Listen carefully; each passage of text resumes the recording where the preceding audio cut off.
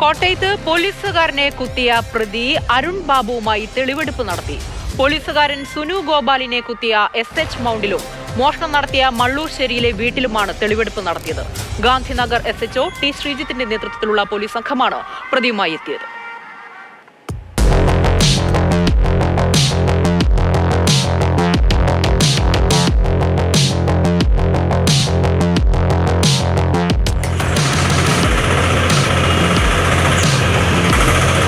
ഇന്നലെ വൈകുന്നേരം 5 മണിക്കാണ് SH മൗണ്ടിൽ നസ്രത്ത് മഠത്തിന് മുന്നിൽ CPO സുനു ഗോപാലിനെ അരുൺ ബാബു കുത്തിയത്.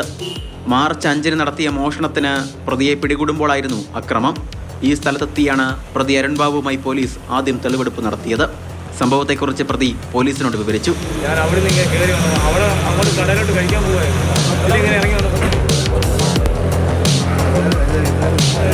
ഞാൻ അവിടെ ഓടി തിരിച്ച് ഇവിടെ കയറി വന്നു. തൊട്ടു പിന്നാലെ മള്ളുശ്ശേരിയിലെ സോമ എന്ന വീട്ടമ്മയുടെ വീട്ടിലും പോലീസ് പ്രതിയുമായി എത്തി. മാർച്ച് 5-ന് മോഷണം നടത്തിയത് എങ്ങനെയെന്ന് വീട്ടമ്മയുടെ സാന്നിധ്യത്തിൽ പ്രതി പോലീസിനോട് വിശദീകരിച്ചു. തുണിയെടുത്ത് ഇങ്ങനെ ഇട്ട് പിടിച്ചാൽ ഞാൻ കൈ ഉറപ്പിയൊന്നുമില്ല. എന്നിട്ട് ഓടാൻ വന്ന് ഞാൻ കൈ കിട്ടാൻ വേണ്ടി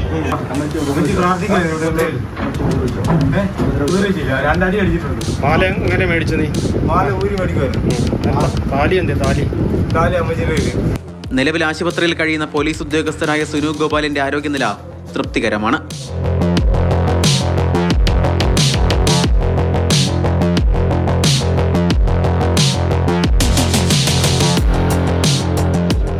മാതൃഭൂമി ന്യൂസ്, കോട്ടയം.